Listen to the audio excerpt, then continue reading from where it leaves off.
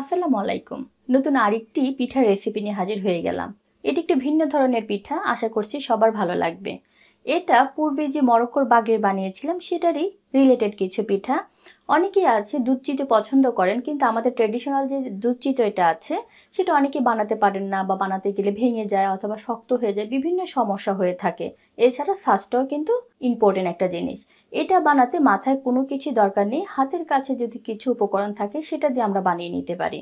বাগরি তো এমনিই খেতে মজা, এটা যদি আমরা দুধে ভিজাই সেটা কিন্তু আরো বেশি মজা লাগবে। তাহলে কথা না বাড়িয়ে শুরু করে দিচ্ছি, ঝটপট তৈরি হয়ে যাবে। এখানে মেজারমেন্ট কাপের 1 কাপ পরিমাণ সুজি নিয়ে নিচ্ছি। এর সাথে দিয়ে দিব আমি হাফ কাপ পরিমাণ ময়দা, 1.5 চা চামচ ইস্ট নিয়েছি, 1 চা চামচ বেকিং পাউডার নিয়েছি এগুলো, আর সাথে থাকবে আমার হালকা কুসুম গরম দুধ অথবা পানি। আর বাগরি নিয়ে পুরো ডিটেলসটা দেখতে হলে পূর্বের ভিডিওটা দেখলে আরো বেশি ভালো হবে, তাই এখানে আর আমি কথাটা বাড়ালাম না। তাহলে আমি এক এক করে ব্লেন্ডারে দিয়ে দিচ্ছি। প্রথমে সুজিটা দিয়ে দিব, হাফ কাপ পরিমাণ ময়দা দিয়ে দিব। ময়দার পরিমাপটা এর থেকে কম দিলেও চলবে, 1/3 কাপ পরিমাণ দিলেও চলবে, আমি হাফ কাপ দিচ্ছি। বেকিং পাউডার, বাগরির যে মেন জিনিসটা সেটাই হচ্ছে ইস্ট, এটা ছাড়া হবে না। এখানে আমি 2 কাপ পরিমাণ তরল দুধ দিয়ে দিচ্ছি। দুধটা হবে হালকা কুসুম গরম দুধ, এছাড়া পানিও আমরা ব্যবহার করতে পারি। দুধ দেওয়া হয়ে গেছে, এখন আমরা এটাকে ভালো করে 5 মিনিটের মতো ব্লেন্ড করে নিব। থেমে থেমে করতে হবে এবং ঘন একটা ব্যাটার তৈরি করে নিতে হবে। যেরকম আমরা চিতই পিঠার ব্যাটারটা করি ঠিক সেরকমই হবে। তাহলে আমি ব্লেন্ড করে তারপর আবার ফিরে আসছি। ব্যাটারটা আমি করে নিয়েছি, এখন ঢেলে দেখাচ্ছি ঘনত্বটা কতটুকু হয়েছে। সুজির কোয়ালিটির উপর ডিপেন্ড করে দুধের পরিমাপটা একটু বাড়িয়ে বা কমেও লাগতে পারে, সেদিকে খেয়াল রাখতে হবে। ব্যাটারটা রেডি হয়ে গেছে, এখন ঘনত্বটা দেখিয়ে দিচ্ছি। দেখতে পাচ্ছেন ঘনত্বটা। এখন আমরা চুলায় চলে যাব। যেহেতু এটা ইস্ট দেওয়া, এটা কিন্তু এখন ফুলতে থাকবে, তাই বেশি দেরি করা যাবে না। পিঠাটি বানানোর জন্য ছোট্ট একটা ফ্রাই প্যান বসিয়ে দিয়েছি। চুলার তাপটা মিডিয়াম আছে, মোটামুটি ভালো করে একটু গরম করে নিতে হবে। গরম হয়ে গেছে, এখন আমি দিয়ে দেখাচ্ছি। চুলার তাপটা একই রকম থাকবে। ব্যাটারের যে ঘনত্বটা সেটা আমি আবারও দেখিয়ে দিচ্ছি। এটার উপর ডিপেন্ড করে কিন্তু পিঠাটা ভালো বা মন্দ হবে। যেটা আমি বলেছিলাম দুধ বা পানি এরকম পরিমাপে দিতে হবে যাতে ব্যাটারটা এরকম পড়ে। এখন আমি দিয়ে দিই। একটা চামচ নিয়ে নেবেন যাতে করে সবগুলো পিঠা একই রকম হয়।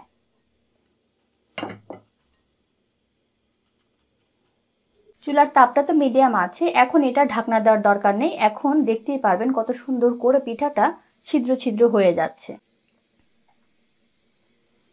এটা হতে বেশি একটা সময় লাগে না, ঝটপট হয়ে যায়। দেখতেই পাচ্ছেন বুদবুদগুলো। যখনই দেখা যাবে উপরে কালারটা চেঞ্জ হয়ে গেছে তাৎক্ষণিক নামিয়ে নিতে হবে, তা না হলে নিচে দিয়ে পুড়ে যাবে। কত সুন্দর কতগুলো জালি জালি হয়েছে। এখন ওই বাগরিটা যখন আমি বানিয়েছিলাম অনেকে প্রশ্ন করেছিল নর্মাল কড়াইতে হবে না। হ্যাঁ হবে, সেটা আমি দেখিয়ে দিচ্ছি। এই কড়াইটা মোটামুটি সবার ঘরে আছে। ছোট্ট একটা কড়াই নিয়ে নিয়েছি, চুলার তাপটা মিডিয়ামই থাকবে, আগের মতোই ভালো করে গরম করে নিতে হবে। এখন দিয়ে দিচ্ছি। এটা একটু মোটা হবে কিন্তু সফটই হবে।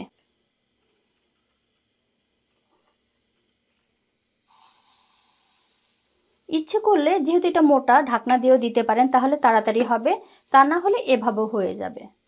এই পিঠাটা হতে হতে যেটা আমি প্রথম বানিয়েছিলাম সেটার পিছনের দিকটা আমি দেখিয়ে দিচ্ছি কালারটা কেমন এসেছে। দেখতেই পাচ্ছেন কত একটা সফট।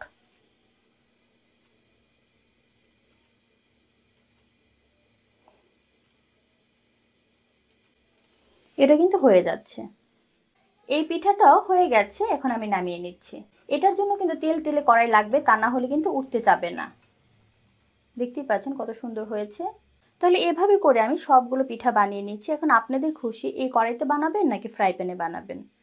পিঠাগুলো আমি এক পাশের চুলায় তো বানিয়ে নিব। এর সাথে আমি 2 লিটার তরল দুধকে আমি 1 লিটার করে নিয়েছি যাতে তাড়াতাড়ি হয়। দেখতে পাচ্ছেন উপরে কিন্তু যথেষ্ট পরিমাণে মালাই জমে গেছে। এটা দুধের মধ্যেই থাকবে, এটা আরো কিছু ঘন হবে। আমি পুরোপুরি 1 লিটার করিনি, আপনাদের সামনে দেখানোর জন্য আরেকটু জাল হবে এবং এটার সাথে কিছু যাবে।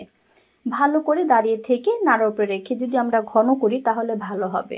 দুধের মধ্যে যা যাবে 4টি এলাচ ফাটিয়ে দিয়েছি এবং 3 থেকে 4টি দারচিনি। ইচ্ছে করলে আপনাদের যা কিছু ভালো লাগে মশলা তা দিতে পারেন, তেজপাতা, এছাড়া জাফরানও দিতে পারেন। দুটো জাল হতে হতে আমি দেখিয়ে দিচ্ছি। অর্ধেকটা খেজুর গুড় আমি নিয়েছি, এটাকে আমি গ্রেট করে নিব। আর এটা আমি খেজুরের গুড় এবং চিনি মিক্স করেও করতে পারেন, আমি এখানে শুধু খেজুরের গুড় দিয়ে করব। তাহলে এটা আমি গ্রেট করে নিয়ে আসছি, এ ফাঁকে দুধটা জাল হোক।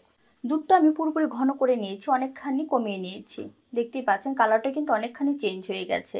এখন এটা মোটামুটি একটু ঠান্ডা করে নিতে হবে। আমরা যদি গরম গরম দিয়ে দিই তাহলে বাগড়িগুলো ভেঙে যাবে, যেহেতু বাগড়ির অনেক নরম। এখন এটা নামিয়ে এক সাইড করে রেখে দিচ্ছি। যে গুড়টা আমি দেখিয়েছিলাম সেটা আমি গ্রেট করে নিয়েছি এবং এতখানি হয়েছে, মেজারমেন্ট কাপের 1 কাপ পরিমাণ আছে। এখানে অল্প একটু পানি দিয়ে, হাফ কাপের মতো পানি দিয়ে আমি জাল করে নিব। এটা ভালো করে জাল করে ঠান্ডা করে যখন আমরা দুধে দিব তখন কিন্তু দুধটা ফাটার সম্ভাবনা থাকবে না। আর দুধটা যদি আমরা জাল করে নেই তাহলে কি হবে, আমরা নিজের ইচ্ছে মতো ঢালবো এবং চেখে নিতে পারবো কতটুকু মিষ্টি আমাদের দরকার। তাহলে গুড়টা গলা পর্যন্ত আমরা অপেক্ষা করি। গুড়টা জাল হতে হতে আমি দেখিয়ে দিচ্ছি এখানে কিছু বাদাম যাবে। এখানে আমি 2 ধরনের বাদাম দিব। এই বাদামটা তো আমরা সবাই চিনি, এটা হচ্ছে পেস্তা বাদাম, যেটা আমরা খোসা সহ, এটা খোসাটা ছাড়ানোর পরে ঠিক এরকম পাওয়া যাবে। এটাকে আমরা টুকরো করে দিব। আর বাদামটা ইচ্ছে অনুযায়ী আপনারা দিতেও পারেন, নাও দিতে পারেন। তাহলে এগুলোকে আমি খোসা ছাড়িয়ে টুকরো করে নিচ্ছি। আর এই ফাঁকে আমার গুড়টাও কিন্তু বলক এসে গেছে। তাহলে গুড়টা আমি 5 মিনিটের মতো একটু জাল করে নিচ্ছি। গুড়টা আমি ভালো করে জাল করে নিয়েছি। এটা যদি ঠান্ডা হয় তাহলে আরেকটু ঘন হয়ে যাবে। এটাকে এখন একটু ঠান্ডা করে নিচ্ছি। তাহলে দুধ এবং গুড়টা যখন মোটামুটি ঠান্ডা হয়ে যাবে তখন আমরা আবার ফিরে আসছি। পিঠাগুলো এখন ভিজাতে হবে। দুধটা অতিরিক্ত গরম থেকে কিছুটা ঠান্ডা হয়ে গেছে, তবে বেশি ঠান্ডা করলেও কিন্তু আবার ঢুকতে যাবে না। এখন গুড়টা দিয়ে দিতে হবে। আমি অল্প কিছু রাখলাম। আমি অল্প কিছু গুড় তো রেখে দিলাম, এখন চেখে দেখতে হবে মিষ্টিটা কেমন হয়েছে। এখানে আরেকটু গুড় লাগবে, পুরোপুরি 1 কাপের মতোই লাগছে। সম্পূর্ণ বেটার দিয়ে আমার এতগুলো পিঠা হয়েছে, আর এখনই কিন্তু অনেক নরম। এখন এক এক করে ভিজিয়ে দিচ্ছি।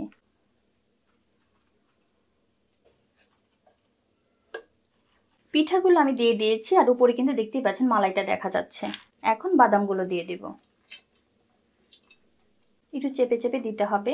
এটা ঘন্টা খানেকের জন্য আমরা এভাবে রেখে দিচ্ছি।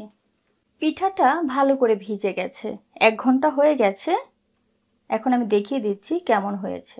যতটুকু দুধ দিয়েছিলাম তাতে করে ঠিক আছে পরিমাপটা, আর দেখতেই পাচ্ছেন মাখা মাখা আছে, আর উপরে মালাইগুলো অনেক সুন্দর লাগছে। এখন একটা প্লেটে উঠিয়ে দেখাচ্ছি, আর নিশ্চয়ই দেখতে পাচ্ছেন ফেটে গেছে।